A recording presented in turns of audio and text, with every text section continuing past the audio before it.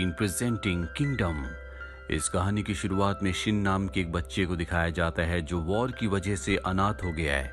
दरअसल वॉर की वजह से उसी की तरह कई और बच्चे अनाथ हो चुके हैं और अब शिन को एक छोटे से विलेज में गुलामों की तरह बेच दिया जाता है। शिन जब उस गांव में जाता है तो वहां पर उसे एक और बच्चा मिलता है जिसका नाम पॉल है। वो भी शिन की तरह गुलाम है। इन दोनों को एक ही आदमी ने खरीदा है जो इनके ऊपर जुल्म करता है, इनसे बहुत काम करवाता है। लेकिन इन दोनों के पास काम करने के अलावा, जुल्म सहने के अलावा कोई भी और रास्ता नहीं है। ये दोनों बहुत अच्छे दोस्त बन जाते हैं। इन दोनों का एक ही सपना होता है कि बड़े होकर ये जनरल बनेंगे, एक बहुत बड़े योद्धा बनेंगे। इसीलिए दोनों हमेशा जंगल में लड़ाई की, तलवारबाजी की प्रैक्टिस करते रहते हैं। हालांकि इनके पास असली तलवार नहीं होती, इसीलिए लकड़ी की तलवार से प्रैक्टिस करते हैं और इसी तरह से कई साल गुजर जाते हैं। दोनों के दोनों बड़े हो चुके हैं और एक बार जंगल में जब ये लकड़ी की तलवारों से एक दूसरे के साथ प्रैक्टिस कर रहे होते हैं, तभी वहां से सेना की एक टुकड़ी गुजरती है जिससे एक जनरल इनके पास आता है। वो इन दोनों को तलवारबाजी करते हुए देखकर बहुत इंप्रेस हो जाता है। इसीलिए वो उस आदमी के घर जाता है जिसने बचपन में इन दोनों को खरीदा था। वो आदमी जनरल को देखकर उसके सामने झुक जाता है। जनरल बताता है कि मैं भ्रमण पर निकला हूं ताकि मैं अपनी सेना में अच्छे योद्धाओं को शामिल कर सकूं। मैंने अभी अभी जंगल में 2 योद्धाओं को लड़ते हुए देखा। उन दोनों में से एक को मैं अपने साथ ले जाना चाहता हूं, जिसे मैं लड़ाई की, फाइटिंग की, तलवारबाजी की और भी कलाएं सिखाऊंगा ताकि वो एक बेहतरीन योद्धा बन सके। ये सुनकर शिन को बहुत खुशी होती है कि अब इन दोनों में से एक यहाँ से जा सकता है, जो इनका सपना था। जनरल पॉल को चुनता है जिससे शिन को खुशी होती है। शिन पॉल से कहता है कि तुम्हें यहाँ से जाना चाहिए। मैं यहाँ पर तलवारबाजी की प्रैक्टिस करूंगा और एक बहुत बेहतरीन योद्धा बनूंगा। उस रात को ये आखिरी बार एक दूसरे से तलवारबाजी करते हैं, बहुत प्रैक्टिस करते हैं और अगली सुबह पॉल उस जनरल के साथ यहाँ से चला जाता है, जिसके बाद शिन यहाँ पर अकेला रह जाता है। उसे अब दुगना काम करना पड़ता है, लेकिन वो मेहनत से हार नहीं मानता। वो बहुत मेहनत करता है, साथ ही दिन रात वो तलवारबाजी की प्रैक्टिस करता है और धीरे धीरे वो तलवारबाजी में इतना निपुण हो जाता है कि लकड़ी की तलवार से वो पत्थर को तोड़ देता है। यानी कि अब वो बहुत अच्छा तलवारबाज बन चुका है।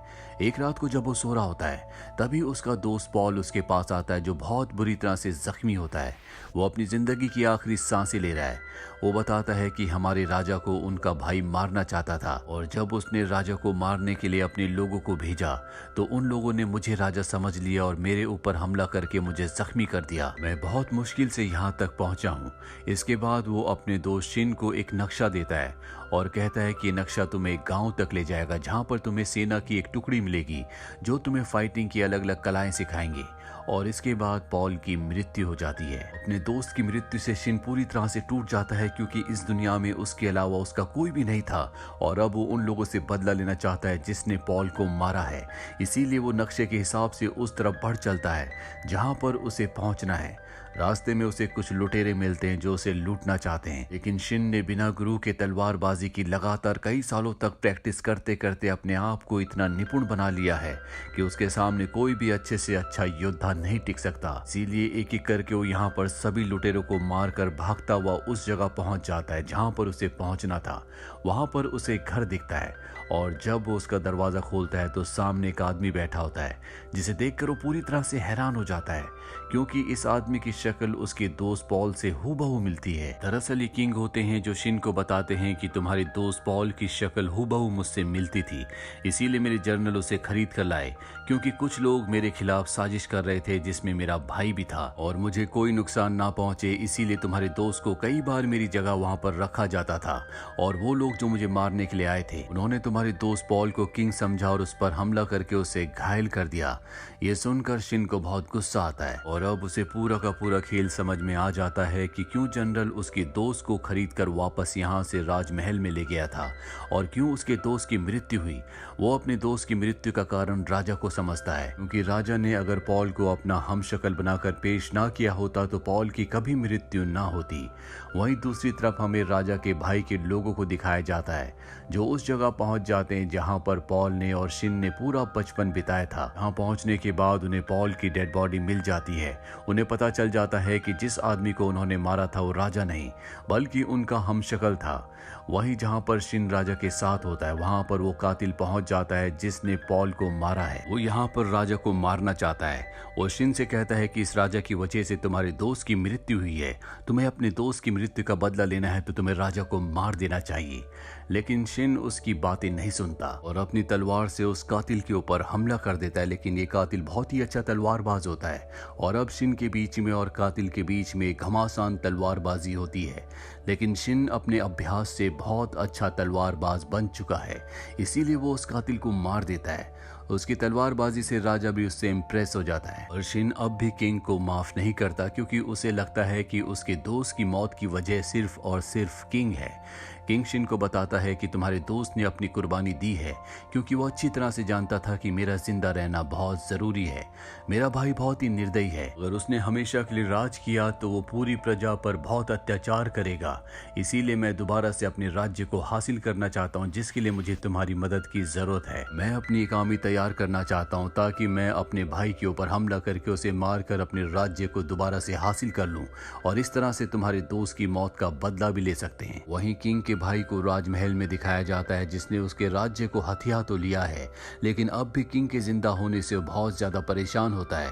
वो अपने लोगों से कहता है कि किसी भी कीमत पर तुम्हें किंग को यानी कि मेरे भाई को मारना होगा और वो अपने खास योद्धा को राजा को यानी कि किंग को मारने के लिए भेज देता है। और जब शिन और किंग जंगल में होते हैं तभी वो आदमी इन दोनों के ऊपर हमला कर देता है जो कि जहरीली सुइयों से इनको मारना चाहता था। लेकिन शिन उसका मुकाबला करता है, वो अपनी तलवार से उस पर हमला करता है। वो भी बहुत अच्छा तलवारबाज होता है। इन दोनों के बीच में एक घमासान लड़ाई होती है लेकिन इस लड़ाई में भी शिन की जीत होती है। शिन उसे मार तो देता है लेकिन एक जहरीली सुई उसके कंधे पर लग जाती है जिससे वो वहीं पर बेहोश हो जाता है और किंग उसका ख्याल रखते हैं, उसका इलाज करते हैं और जल्दी वो होश में आ जाता है। अगले दिन यहाँ पर बहुत सारे सैनिक आ जाते हैं जिसमें किंग का जनरल भी होता है। वो किंग से कहता है कि मैं अब भी आपका वफादार हूँ, मैं आपके लिए लड़ना चाहता हूँ। किंग जानते हैं कि जनरल सच कह रहा है, वो हमेशा से उनका वफादार था। लेकिन किंग के पास अब भी उतनी आर्मी नहीं है कि वो अपने भाई की सेना का मुकाबला कर सकें। उनका जनरल कहता है कि हमें पहाड़ी कबीलों के पास जाना चाहिए, वो बहुत अच्छे योद्धा होते हैं, अगर वो हमारी मदद करने के लिए तैयार हो जाए तो हम आपके भाई की सेना का मुकाबला कर सकते हैं। और अब ये सब के सब एक लंबे सफर पर निकल पड़ते हैं। जंगलों को पार करते हुए ये उस जगह तक पहुंच जाते हैं जहां पर पहाड़ी कबीले वाले रहते हैं। वो सब के सब इन्हें घेर लेते हैं और अपने लीडर के पास ले जाते हैं। यहाँ पर किंग उस लीडर को सब कुछ बताता है कि कैसे उन्हीं के भाई ने उसे धोखा दिया और उनके पूरे राज्य को हड़प लिया। वो बताते हैं कि मेरा भाई एक अच्छा राजा नहीं है, वो सब पर बहुत अत्याचार करेगा, इसीलिए हमें आपकी मदद की जरूरत है। पहाड़ी कबीलों का जो लीडर होता है वो इनकी मदद करने से मना कर देता है क्योंकि अतीत में किंग के लोगों ने इनके ऊपर बहुत अत्याचार किए होते हैं। किंग यहाँ पर इनसे माफी मांगते हैं और कहते हैं कि एक बार फिर से किंग बनने के बाद आपके साथ कभी ऐसा नहीं होगा। जिसके बाद पहाड़ी कबीलों का जो लीडर होता है इनकी मदद करने के लिए तैयार हो जाता है। अब वो अपने मास्क को हटाता है जिसके पीछे एक लड़की होती है। दरअसल इनकी जो लीडर है वो एक लड़की है। वो किंग से कहती है कि हम वादा करते हैं कि हम तुम्हारी मदद करेंगे। और अब ये सब के सब एक प्लान बनाते हैं जिस प्लान के तहत ये राजा को मुखौटा पहनाकर अपनी सेना में शामिल करके ये अपनी पूरी की पूरी सेना को राजा के भाई यानी कि खुद राजा के महल के बाहर ले जाते हैं, जहां राजा का भाई जिसने खुद को यहाँ का राजा घोषित कर दिया उसका कमांडर इनके पास आता है।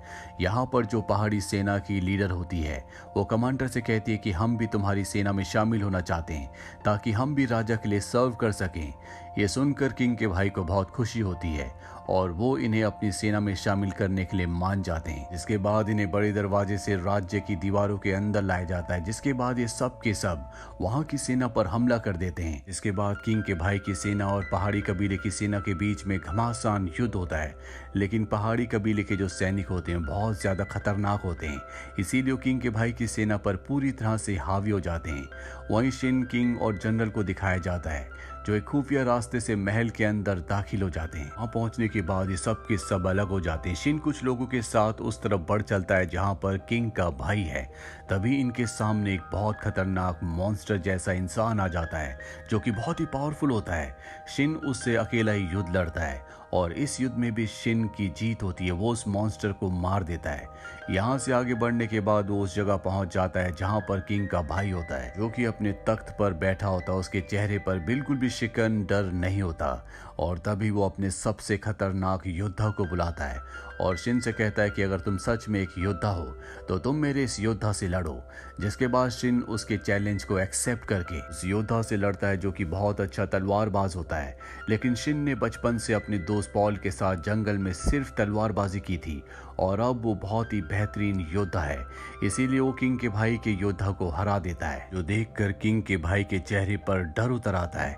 वो अपनी जान बचाने के लिए यहाँ से भागने लगता है, लेकिन तभी बाहर पहाड़ी योद्धा उसे घेर लेते हैं और तब किंग उसके सामने आता है, जो एक ही वार से अपने भाई को खत्म कर देता है और इस तरह से अपने राज्य को वापस हासिल कर लेता है। शिन ने भी अपने दोस्त की मौत का बदला ले लिया है। साथ ही उसका जो हमेशा से सपना था कि वो एक योद्धा बनना चाहता है, वो सपना भी अब पूरा हो चुका है, क्योंकि उस जैसा तलवारबाज इस दुनिया में शायद कोई भी नहीं है। यहाँ पर पहाड़ी कबीलों की जो लीडर होती है वो भी अपनी सेना के साथ अब किंग का हमेशा के लिए साथ देने को तैयार हो जाती है। यानी कि अब वो अपनी सेना अपने लोगों के साथ यही राज्य में रहेगी। और इसी के साथ ये फिल्म, ये कहानी यहीं पर खत्म हो जाती है। उम्मीद करते हैं कि ये कहानी आपको पसंद आई होगी।